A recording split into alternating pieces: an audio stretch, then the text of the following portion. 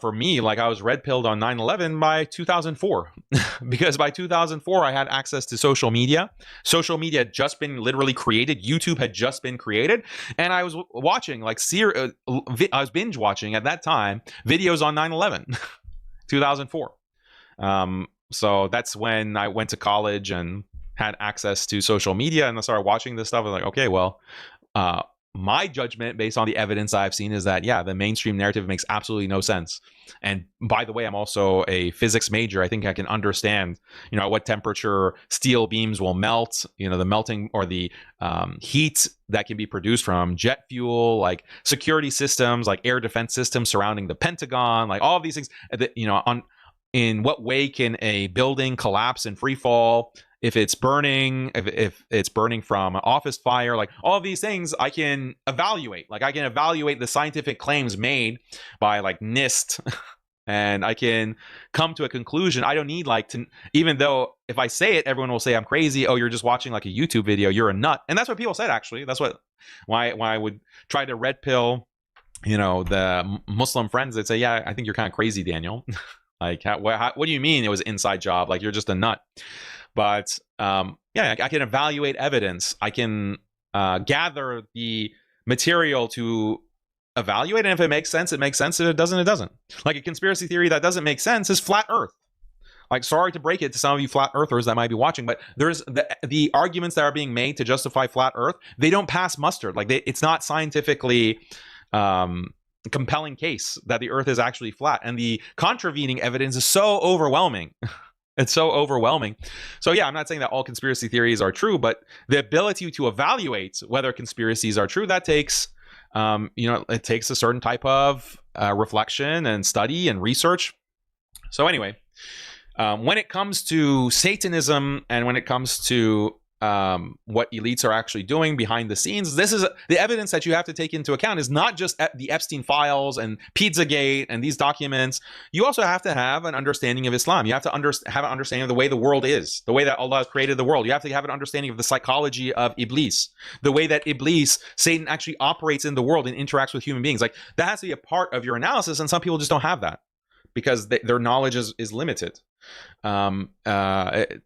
And obviously with non-Muslims that's the case, but even with some Muslims, like, they don't take these spiritual aspects very seriously, even though that's a part of the world that we live in. The world that we live in is not just material. A lot of Muslims have this false understanding that there's a clear dichotomy between the seen and the unseen. The ghaib and the seen realms are distinct and they're separate, and that's not true. Like, the correct Islamic understanding of our world is that the seen and the unseen are actually intertwined, and they interact in significant ways, and they have an effect on each other in significant ways. And that what happens in the world around us is not only dictated by physical forces and people being motivated to act. It's not like they're motivated just purely by practical self-interest.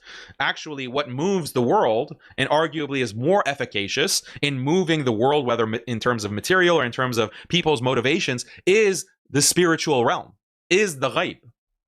And until you understand that at a deep level, many of the things that happen in the world are not going to make sense to you. And it just won't add up. And this is significant. It affects your life. An example that I sometimes give is COVID. Like, the whole COVID protocol, the hysteria that was unleashed on the entire world, the requirements that they imposed, shutting down the entire economy, shutting down the masajid, shutting down Ramadan, essentially, okay, as happened for 2 years, forcing people to inject themselves. Like, that was so obvious. That is so obvious of a psyop. Like, I was losing my mind. How can there be any Muslim who falls for this? How can there be any Muslim who falls for this and thinks that what they're telling you to do is for your benefit? How can you not see that this is all man-made? Like, this is a man-made disaster, and it's psychological warfare and it's spiritual warfare. How can you not see that? And I was just shocked, and I became very disillusioned. I became very disillusioned because you have people who claim that they are in touch with spirituality, and they have a kind of sight where they understand the way things are happening. And these people are getting vaxxed. These people you're injecting this into your body? Like, you know, the source of this? The source of this is basically Satan. Basically, the source of this is Satan. And I'll be honest, like my understanding of what happened with COVID was influenced by being red pilled on 9/11, being red pilled on Pizzagate. Like it's like a cumulative case. Like my understanding of the way the world works is, from years of these things happening, like these major events happening and major leaks and all of this like accumulates. And so you have a perspective. And so it's very clear to me, you have these baby torturing elites, politicians. They're the ones who suddenly are so concerned about my health. They're the ones who are so concerned about me, wearing a mask and staying 6 feet apart and injecting this brand new drug that, by the way, is meant to change your DNA. It's an mRNA vaccine, and they initially denied it, but then it was confirmed like that actually is designed to change your genetic makeup. And that in itself is satanic, by the way.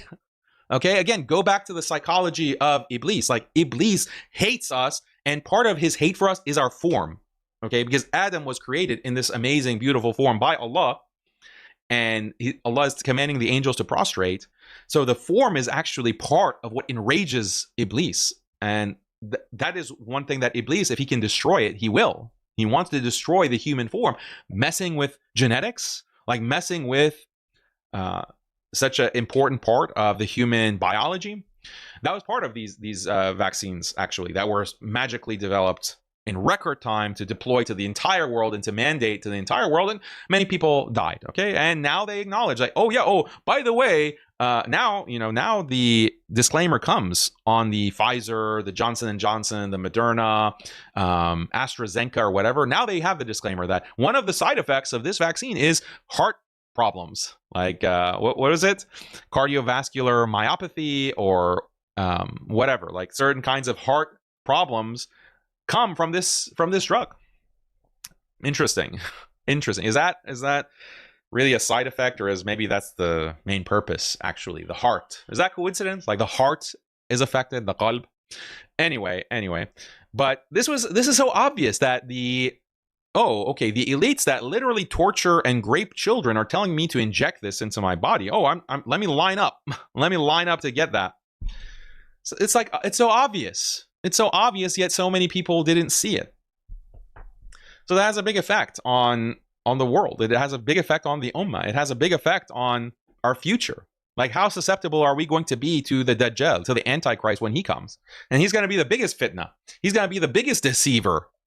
And you're failing like the baby test. You're failing and you're unable to succeed in like the easy part of the exam. Like, you're injecting yourself with these drugs and you're like wearing the mask, like your goy mask is strapped tightly to your face. Yeah, that's the way I was talking about it back in 2021 or even 2020 and 2021, 2022. It was like the goy mask, like just strap on your goy mask. I never wore it. I got in trouble too because, on planes, like it becomes a federal issue. And I just wasn't being compliant on one of these trips flying, and I got banned from an airline actually, and good riddance. I hate that airline anyway. United banned me from flying. Yeah, because this goy mask, okay, that now, like after the fact, Fauci admitted that it wasn't actually based on any science, and if anything, it actually makes you more sick. Like, it makes you more susceptible to catching a respiratory illness. Like, that was admitted after the fact, by the way. So anyway, like these things are obvious, and I'm not saying that you have to be a Sufi spiritual person. Like, clearly I'm not. You just have to be able to understand like patterns. Like, isn't that the whole point of pattern recognition? To be based, you have to have pattern recognition. Okay, pattern recognition means that you can come to a conclusion, you can recognize a pattern without there being a smoking gun, without there being like clear cut, like an email from Biden saying that, we're going to kill all these people using this drug. Like, that's what pattern recognition means. And if you have the knowledge, like you actually care to think deeply about the Quran and Sunnah, to think deeply about the way that the world works, like you'll be able to recognize those patterns. You'll be able to recognize those patterns as well without falling into some kind of paralyzing paranoia. That's not good either, to be stricken with constant fear either. But some things are just so obvious. And that's the case with these Epstein files and what's actually taking place.